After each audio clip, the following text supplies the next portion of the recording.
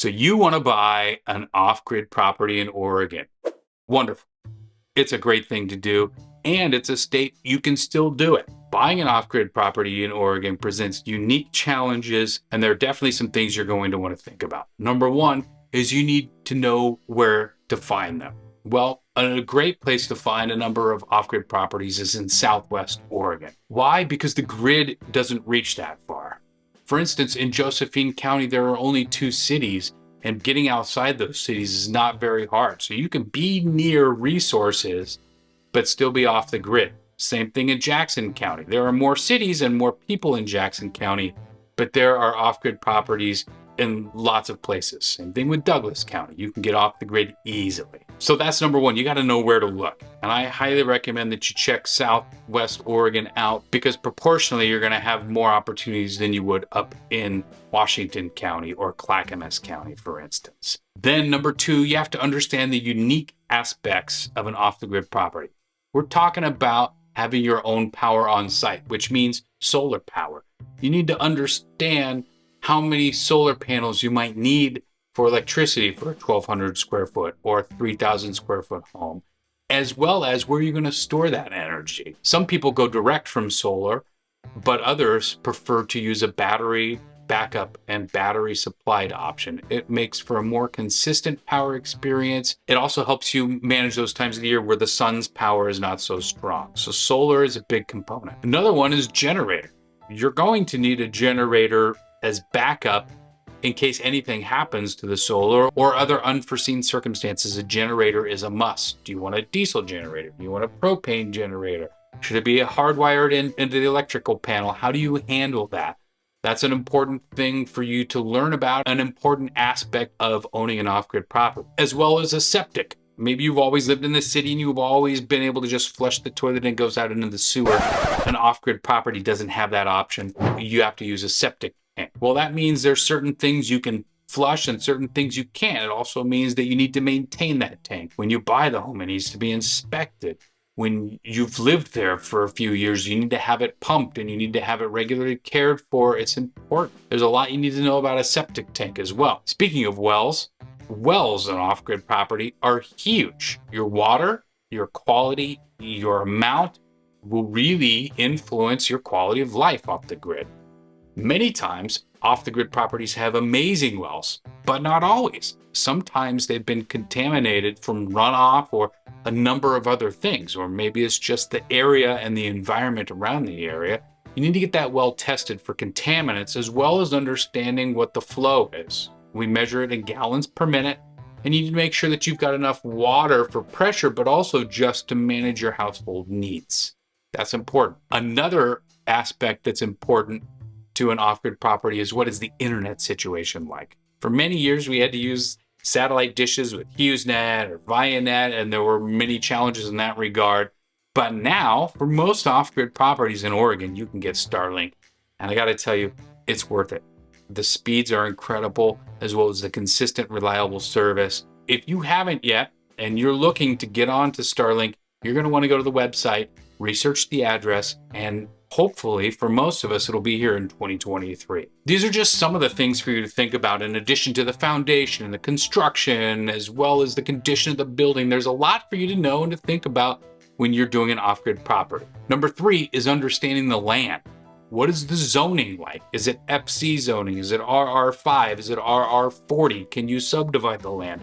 Will your neighbors be subdividing the land? If you want to be off-grid, chances are you want privacy. Well, these are all important things for you to know. Or maybe the home was built on a mining claim. What? A mining claim? Yes, we still have those. There are patented and unpatented mining claims. There are placer mining claims. You need to know what you're getting into with buying an off-grid property and doing your homework and checking with the local county for what the regulation is regarding the zoning, especially. Because some areas you might not be able to build, or maybe the home that you're trying to build is not permitted. I've had a friend who ended up buying a place that did not have permitted dwellings on it, but he figured out how to make it work. How? By kindness, by doing the right thing, and by being consistent with the county and helping to illuminate some of those challenges. So zoning is huge. That's really important. Also, wildlife is important. You want to live off the grid, but maybe you're scared of bears or you don't like cougars or large cats. That may not be the best decision for you. Also, you need to think about ground squirrels. And if you're on a creek, what kind of salamanders or fish are in this creek? It's an important thing to think about.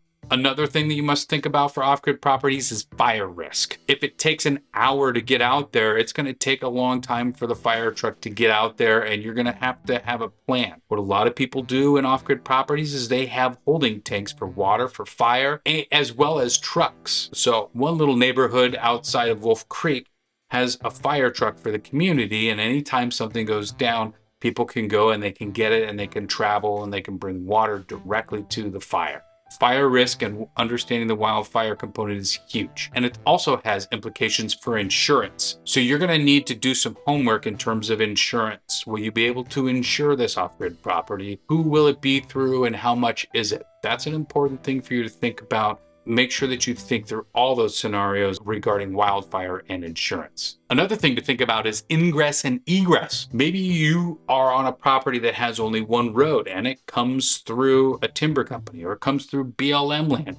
You're going to want to know, hey, can I get access to this personal property? Technically, they'd have a very tough time taking ingress or egress away from a property owner, but you're going to want to know about that long before you buy this property. There's a lot of things to think about, and there are many things to consider when buying an off-grid property. I've said it before, I'll keep saying it. Number 4, negotiating price and purchasing a property. So one of the things you need to think about is the process. It might be a little bit slower because maybe the seller is off the grid and it takes more time or it takes you longer to get out there. So don't expect it to go maybe as fast as some other transactions might be able to go. Also, what personal property is involved in the sale? Is the solar being included in the sale, or is that considered personal property? And if so, do you want to include it in the offer? Also, inspections. Sometimes inspections are harder to schedule. It's harder to get an inspector to go out there, either with the timeline that you've been given, or it's too far out, and they might charge a little bit more. When they're out there, though, you're going to want to make sure that you take care of them and you want them to do a thorough inspection because it's not something you want to have to do twice. Another thing to think about is the title search. So once you get a property under contract in Oregon, you go through the title process where they will check for the preliminary title. Get that, read that over as quick as you can. Sometimes there's some weird things. For instance, helped one buyer buy an off-grid property. We thought it was in one county because the address said one county, but the property actually is technically in a county over. Why? Was it turns out it had to do with the U.S. mail. So it had a mailing address and then it had a legal address and they were not the same. Boy, was that confusing, but we got it sorted out. And in the end, understanding the title search and everything on the title, who has an easement, what are the regulations, are there any blights on the title? These are things, or defects on the title. These are things that you need to know. In addition to the title, you have to understand moving there. Are you going to get a moving company? If so, how are they going to get out there? Are you going to be able to get a semi down that road? These are things that you need to think about, because I've seen people in situations like this struggle because they bought a beautiful off-grid cabin and they're trying to get a leather couch up a spiral staircase. It's a challenge. So think through the moving process as well. This portion of the process is fun. Once you've identified a place and you've gotten there, these portions kind of take care of themselves, but they're very important. And then number 5, at some point, somebody's going to have to sell that property, right? Either you or your descendants are going to have to do that. So you need to understand what the resale value might be. How do you compare houses that are off the grid? In a particular area, you might only find 1 or 2 sold a year, or maybe every couple of years. Homes don't sell in neighborhoods like that very frequently. Why? Because people pursuing that lifestyle go there for a reason and they don't want to leave. Then you have to understand how to prepare the listing, how to stage it, how to handle the different aspects of showing a property that is off the grid. You're not going to you might find a manicured lawn, but you're not going to find 40 acres of beautifully landscaped property. That's just not a reality.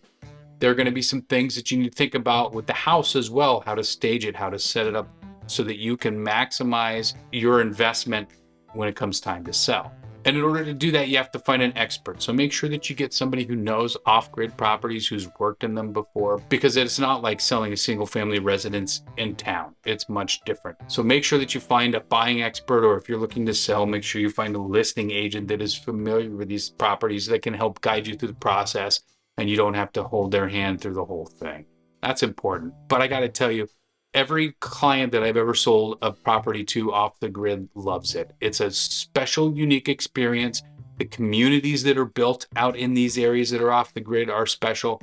And sometimes we all have the wrong perspective of who these people are. We think they're hermits or weirdos or whatever, but they're really just amazing people with great stories and brilliant minds, and they like living off the grid. If you're thinking about living in Oregon and you want to be in a city, check out this video. It goes through the top 10 best places to live in Oregon, and none of those are off the grid. So check it out and let me know what you think.